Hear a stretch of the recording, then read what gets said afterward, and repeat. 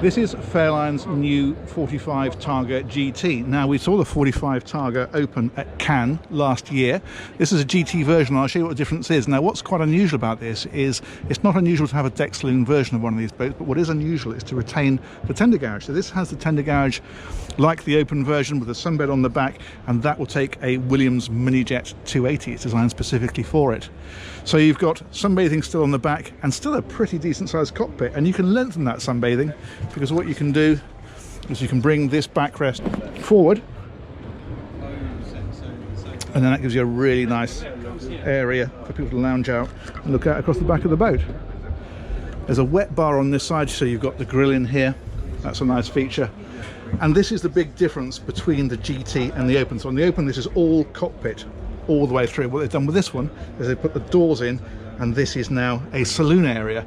But by using this lift up and by bringing the doors out behind the wet bar, it does link these areas very well. So you can have it in the summer with everything opened up, and this feels like one area, not two separate areas.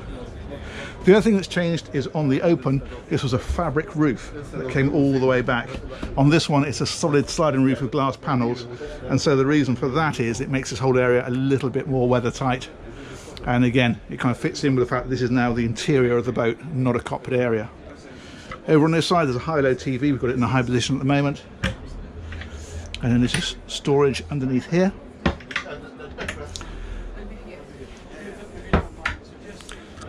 And then the helm is in front of it. So let's go and have a look at that. There we go.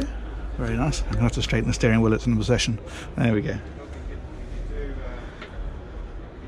Excellent.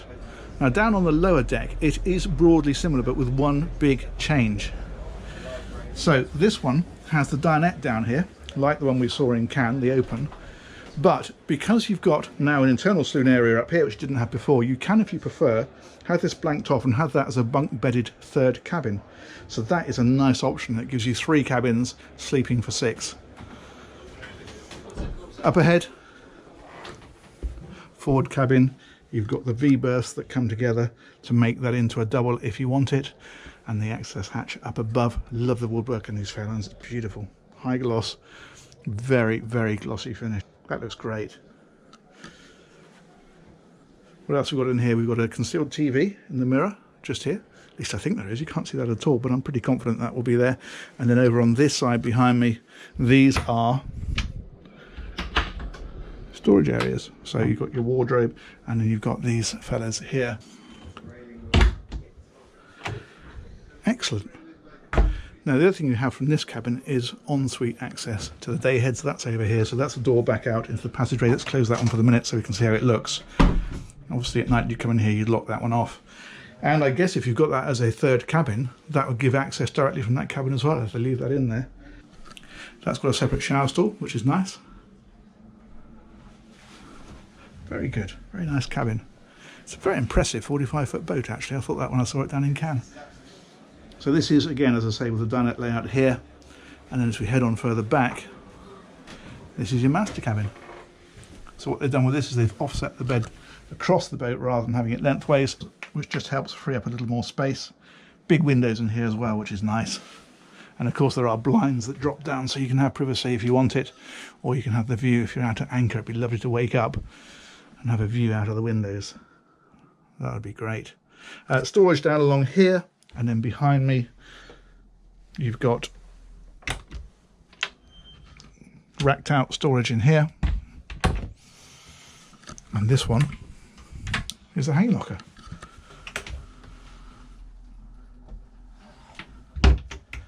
Very nice.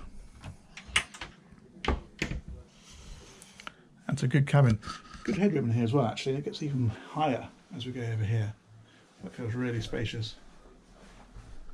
Cool, let's go and have a look around the decks. Let's see what's in here first. That's all the circuit breakers in there, where they are easily get-atable. Oh, we mustn't forget, of course, there's an ensuite on this cabin as well. So that is in here. Very good size. Separate shower stall again. Lovely. But that does feel nice, has to be said. I think you'd have to really want that third cabin to lose that dinette, but it's nice to have the option. And if you're a family with maybe 3 or 4 kids, it would be brilliant. So let's go back up, we'll take a turn around the decks, and then we'll finish up with the engine space. So we come around here. Oh, the party started, I can hear the music. We'll have a quick look around here. Targa 45 badge. You can see that solid sliding roof now. So as I mentioned, the open version, this is all open all the way back, but it's a concertina ring fabric roof. The idea of this, of course, is when it closes, it's completely weather tight. You can see the rubber seals, in fact, around here.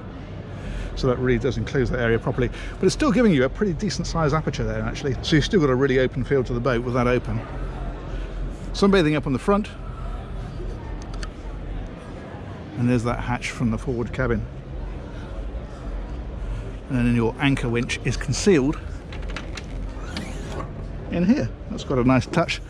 Just looks a bit smarter when that's closed rather than having it on show. Very nice. Let's go and have a look at the engines.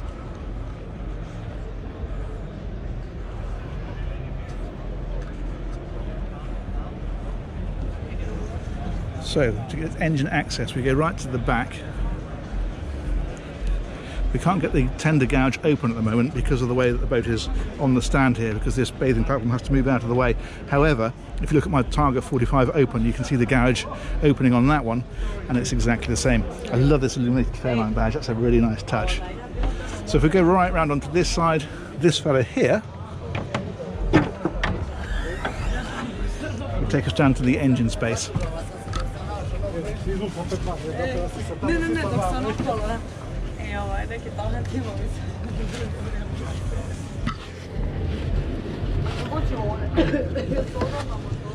You can see just how box fresh this boat is. So the engines are under here, they're covered up at the minute for some reason. They are an IPS drive. And the IPS drives are missing, they're normally there.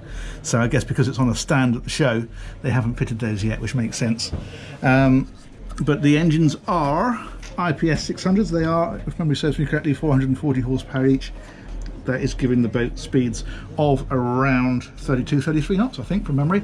And this, of course, the reason this is here, that's the tender gouge. So that's the compromise of having a tender gouge, because it's such a useful thing. Now, you might say, well, the engine access is a bit tricky, but actually what they've done is they've put access, I don't think you can see it from here, but there is access in the floor of the tender gouge as well. So if you're doing anything major, you would remove the floor there and get at these engines from the top. Range, it's about 300 miles. Thereabouts, the planing speeds, more at low speeds. Generators tucked in the back here as well. Excellent.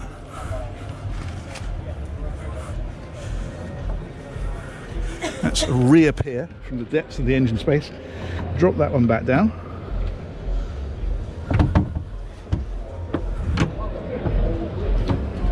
And I think I'll sit on the back here and say that's the Fairline Targa 45 GT. It's a really nice job. I think it's great the way they've incorporated a proper deck sling area, but kept the tender gouge. I'm surprised to see that, but it works really well. Hope you enjoyed that little talk. It's been great to show you the boat, and we will look forward to catching you on the next one. Take care. Thanks very much for watching. Bye-bye.